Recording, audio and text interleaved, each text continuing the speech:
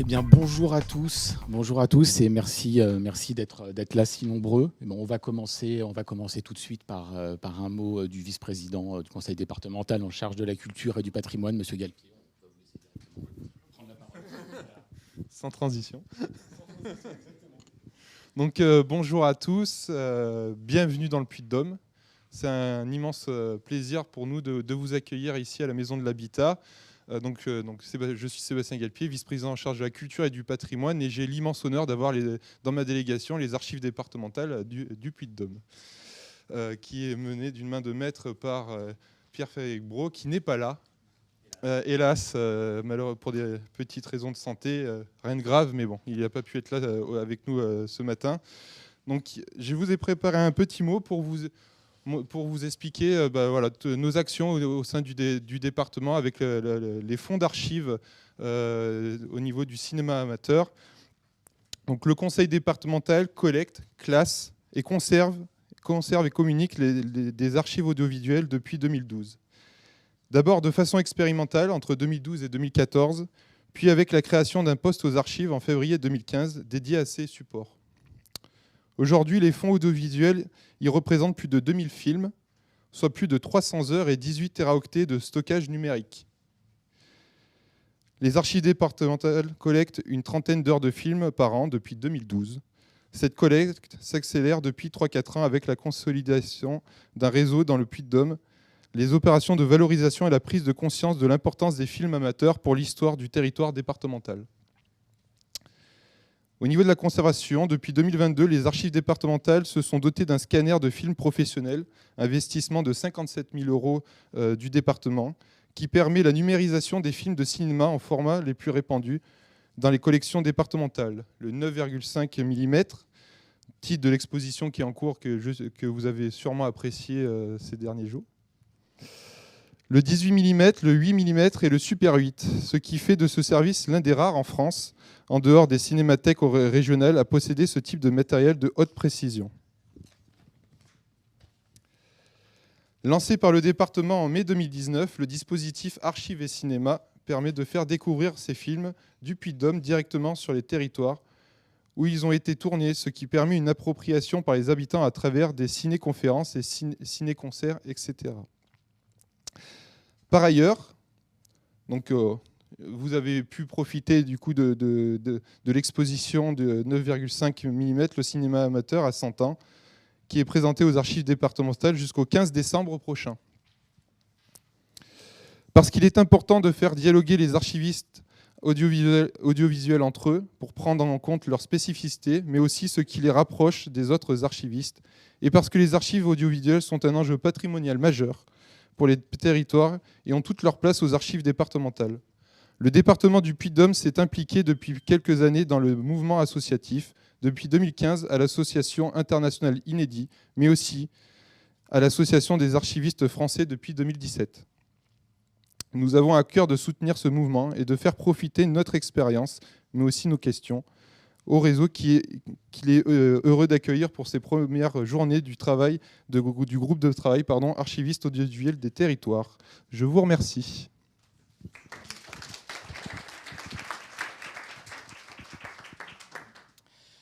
Eh ben, à notre tour également de faire quelques petits remerciements. Avant tout, on voudrait donc au nom du groupe remercier le conseil départemental et donc Monsieur Galpier présent ici pour nous accueillir, nous mettre à disposition cette salle également. Donc voilà, la salle plus différents espaces de travail qu'on va utiliser. Évidemment, enfin voilà.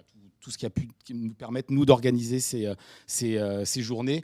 Évidemment, on remercie également l'équipe de la Maison de l'Habitat qui nous a bien aidés pour pouvoir organiser tout ça.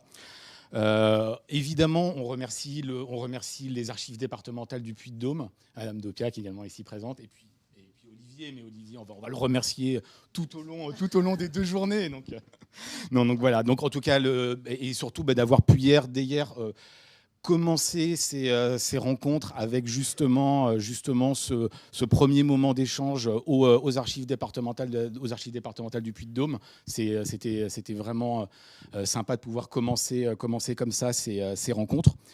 On remercie évidemment l'AF qui nous a beaucoup aidés. Merci à Nicolas Didon, ici présent, pour pouvoir mettre en place toute l'infrastructure, tout ce qui nous permet de pouvoir manger, notamment, et surtout d'avoir pu permettre que chacun d'entre vous puisse venir avec soit avec des formations, soit en tout cas voilà, de pouvoir faciliter, permettre de regrouper autant de collègues, de collègues des archives audiovisuelles ici.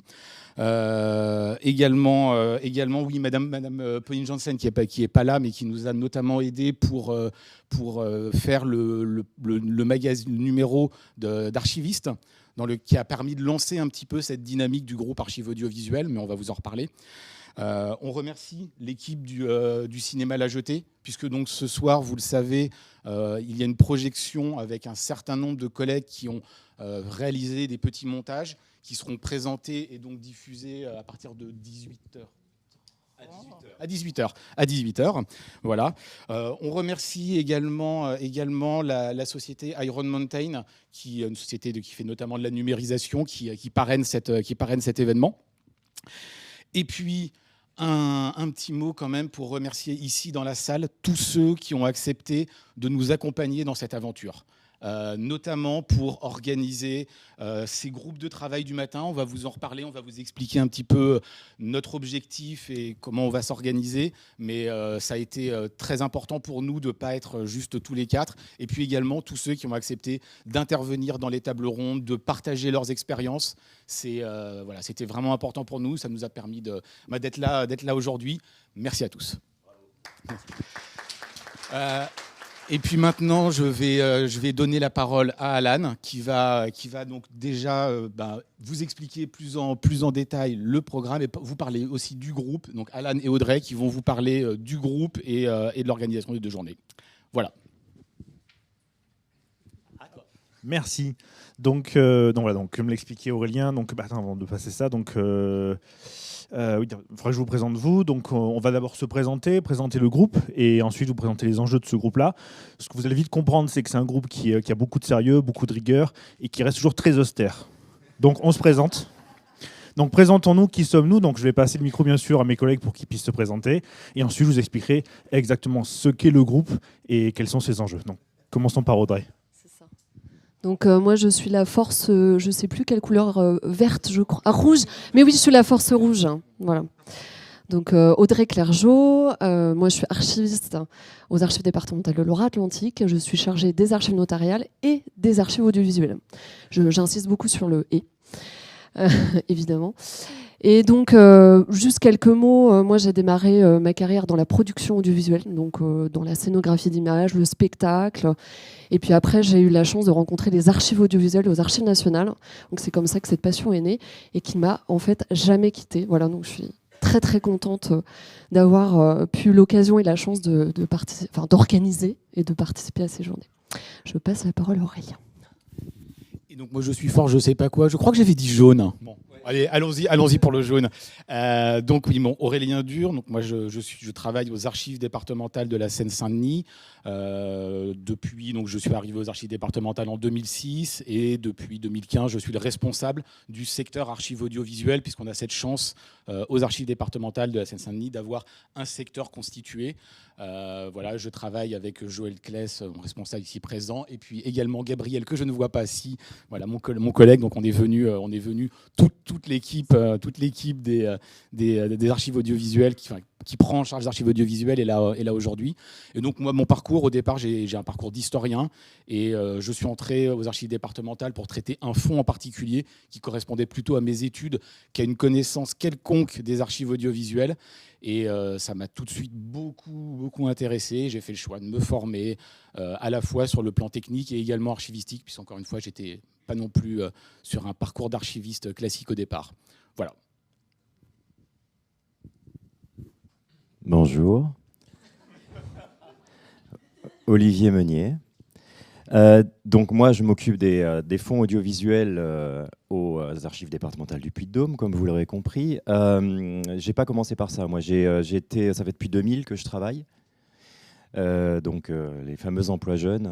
Et j'avais commencé comme agent de développement local. Donc j'ai fait de la gestion de sentiers de randonnée. J'ai fait un pré-inventaire du patrimoine bâti dans une zone là-bas de la Corrèze rurale, d'où je suis originaire. J'ai fait plein de petites choses comme ça. Je suis arrivé au conseil général à l'époque, en 2006, et j'ai été chargé d'exposition à cette époque-là. Donc j'ai pas du tout commencé là-dessus, avec une petite prédisposition pour l'anthropologie.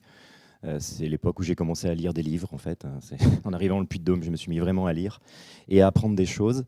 Et puis, le service disparaissant, après, il a fallu, à partir de 2012, commencer, même un peu avant, commencer à son avenir. Et puis, comme il y avait une photothèque à l'époque aux archives départementales, on a commencé à se dire, tiens, on pourrait travailler sur des images.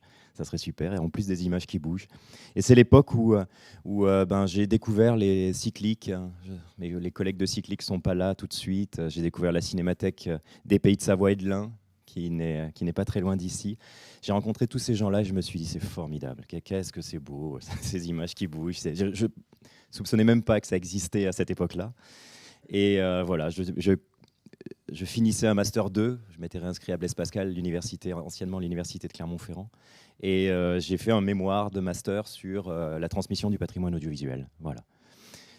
Un dossier présenté à l'Assemblée départementale en 2014 pour se dire, tiens, ça serait vachement cool qu'on y travaille aux archives départementales, qu'on travaille là-dessus, un poste à plein temps. J'étais déjà à plein temps sur d'autres missions. Je me suis dit, tiens, je viendrais bien aux archives départementales pour travailler sur cette chose-là, que sont les archives audiovisuelles, le cinéma d'amateur. Et voilà, ça a été accepté. Depuis février 2015, comme le disait Monsieur Galpier tout à l'heure, je gère à plein temps des archives audiovisuelles. On a cette formidable chance tous les jours, 5 jours par semaine, de pouvoir travailler sur des films amateurs et de plus en plus des films semi-professionnels. Ouais. Mais c'est bénévole, Monsieur Galpier, le 6e. Voilà pour mon parcours. Je passe la parole à Alan. Et donc moi, Alan Viro. Ah oui, force verte forcément. Et donc vous vous en doutez, moi je suis force rose, évidemment. Donc Alan Viro, je suis le responsable des archives municipales de la Seine-sur-Mer dans le Var. Déjà, moi je suis là parce qu'un jour j'ai répondu à un mail et puis les choses faisant, je suis là maintenant. Donc nous, en fait, on a des fonds audiovisuels aussi dans nos archives. Quand je suis arrivé en 2013, il y avait déjà des fonds. On a fait des collectes et après, comme c'est quelque chose qui m'intéresse, j'ai un peu poussé dans cette démarche-là. Mais voilà, je suis généraliste, donc j'ai pas de spécialité vraiment sur les archives audiovisuelles, mais je m'y intéresse et j'ai rencontré des collègues qui étaient passionnés, donc ça permet de développer et donc me voilà dans le groupe, tout simplement. Voilà. Je vais donc vous présenter les enjeux maintenant de la réflexion qu'il y a eu. Notre réflexion, à l'origine, normalement, on aurait dû commencer par des rencontres professionnelles et ensuite développer un groupe de travail, un article, un dossier d'archiviste. Finalement, la situation fait qu'on a commencé plutôt par un dossier dans archiviste. Ça a démarré, en fait, il y avait Julie Guillaumeau de la BNF qui était dans le groupe avant. Et en fait, c'est une question de recensement d'abord sur quelles étaient les pratiques qu'on peut avoir sur les différents territoires, dans les différentes institutions, qu'elles soient publiques ou privées. Pardon. Et c'est l'émotion. Voilà. Et en fait, ce recensement en fait, de ce qui existe dans les services, en fait, on s'est rendu compte qu'il y a une dynamique qui existait, une dynamique alors qui était différente selon le type de structure, mais il y avait toujours quelque chose qui existait, soit un intérêt particulier sur les archives audiovisuelles, soit carrément des services qui étaient spécifiquement dédiés à ce genre de questions. Donc on a commencé à créer un noyau autour de ça. On s'est rendu compte aussi dans ce recensement-là que les fonds que chacune des institutions avait étaient plutôt homogènes en type de format, type de support. Alors évidemment, il y a bien un service quelque part dans la salle qui va dire « oui, mais moi j'ai ce format que vous n'avez pas ». Alors évidemment, mais en général, on a plutôt des formats... Oui, toi par exemple, on a plutôt des formats qui vont être, on l'a dit, homogènes, qui vont se ressembler. Donc on a des questions qui sont communes, des réflexions qui sont communes, et pour autant, ces questions et ces réflexions, elles n'étaient pas encore véritablement mises, en fait, formalisées et développées dans un groupe de travail. Donc voilà, ça a été aussi ce cheminement-là qui a existé. Et surtout qu'à côté de ça, on s'est rendu compte que, voilà, on vous l'a dit, il y a des pratiques qui étaient différentes selon les structures. On a des archives départementales comme le 63, où vous avez des gros services, par exemple, je pense 63, il y en a d'autres, hein, où il y a des gros services dédiés aux archives audiovisuelles, et puis d'autres services où c'est une partie qui existe, des fois des gros fonds, mais il n'y a pas un développement particulier autour de cette question-là. Donc voilà, c'était et peut-être parce il manque des outils, il manque une structure. Donc c'est cette réflexion-là qui nous a amené à réfléchir à ce groupe de travail et qui a abouti en fait sur le numéro 139 d'Archiviste, qui est disponible, que vous pouvez acheter à la modique somme de 55 €. On s'arrange à la poste, vous venez me voir directement. Voilà, il est collector, hein, il est collector et on peut vous le signer à tous les 4. Il se vend après sur eBay à des prix. Et donc là, ça a donné lieu en fait à ce dossier-là qui regroupe beaucoup de questionnements et beaucoup de choses. Et aujourd'hui, voilà, on aboutit à ces rencontres professionnelles qui vont nous permettre maintenant de formaliser, de structurer un groupe et de formaliser cette question-là. Et voilà, on s'est aussi rendu compte qu'il existait des partenariats au sein des territoires qui étaient variables, c'est-à-dire qu'on avait des fois des partenariats, il existe des cinémathèques par exemple, et des départements, des archives départementales avaient développé des liens forts avec des cinémathèques par exemple, puis dans d'autres cas ça n'existait pas, donc c'est aussi comprendre pourquoi ce lien existe ou n'existe pas.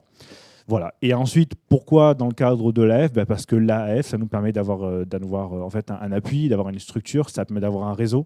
Donc c'est la raison pour laquelle on s'est inscrit dans ce cadre-là de l'AF. Voilà. Je vais laisser la parole à Audrey maintenant. Alors, Audrey, vous pouvez appeler aussi Audrey Clergeau, puisque en fait, elle va bientôt s'internationaliser grâce à des conférences à l'étranger, sur d'autres continents d'ailleurs. Tiens, je te passe. Merci pour cette introduction. Je vais intervenir la semaine prochaine à Tunis au colloque sur les archives audiovisuelles pour présenter le groupe de travail et nos échanges des 2 jours. Voilà, c'est juste pour vous donner, pour vous mettre un peu la pression. Donc il va falloir qu'on soit très sérieux. Alors évidemment, tous ces premiers échanges qu'on a eus à l'occasion de la rédaction du dossier, on vous en a parlé, mais aussi les échanges informels qu'ont eu Aurélien et Olivier au tout début avec vous tous, enfin certains d'entre vous, nous ont vraiment permis d'esquisser déjà des premières pièces de réflexion. Et c'est vrai qu'on s'est très vite rendu compte qu'il fallait absolument qu'on partage nos expériences, que nos réussites et nos échecs, ils étaient vraiment très, ils pouvaient vraiment réussir à faire progresser, à faire évoluer en fait nos pratiques. Et surtout, on a tous en fait besoin de développer nos compétences. Et au contact des expériences des autres, on est tous impliqués dans des missions qui peuvent être très lourdes. On n'est pas tous à 100% sur les archives audiovisuelles, donc ça permet de nous faire gagner beaucoup de temps, de partager entre nous. Donc ça, je crois que c'est un constat, c'est le constat de tous les réseaux, et c'est pour ça qu'on se rencontre. Et évidemment, si on veut que ce soit accessible à tous et le partager aux collègues qui n'ont pas pu être présents, il faut qu'on définisse des outils méthodologiques.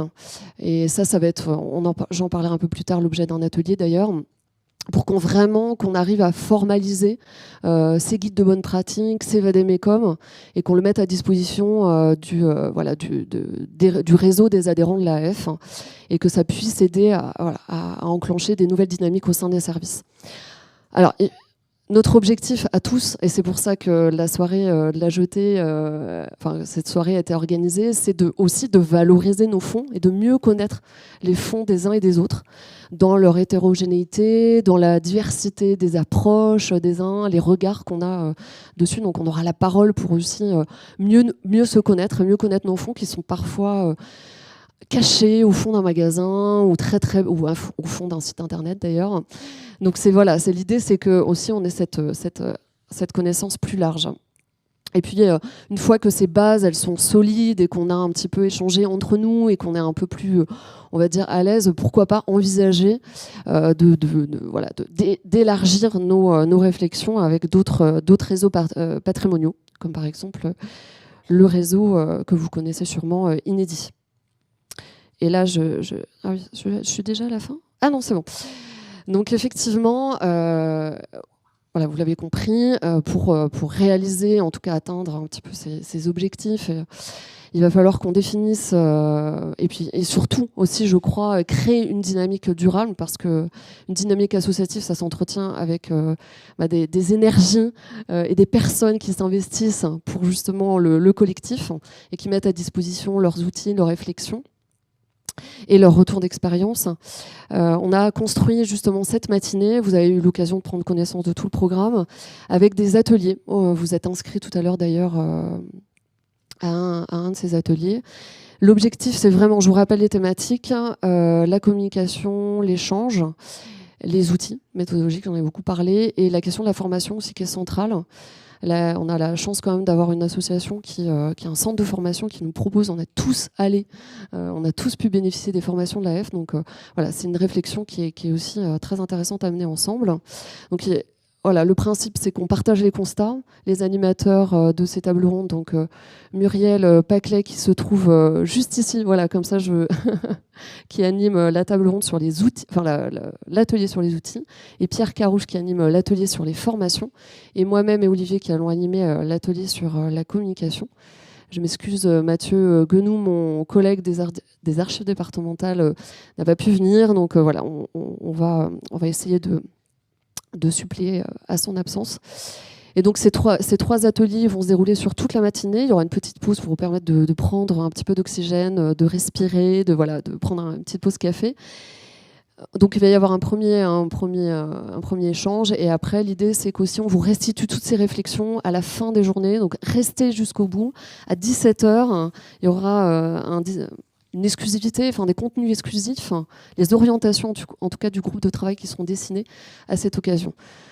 Donc voilà, je vous remercie de votre attention. Du coup, on va peut-être se retrouver tous dans le hall, essayer de se regrouper autour des animateurs des tables rondes. Alors ici, cette table ronde, c'est l'atelier sur les outils. Donc ceux qui vont travailler sur les outils restent ici, et ceux qui vont travailler sur la communication et sur l'information, on se retrouve dans le hall.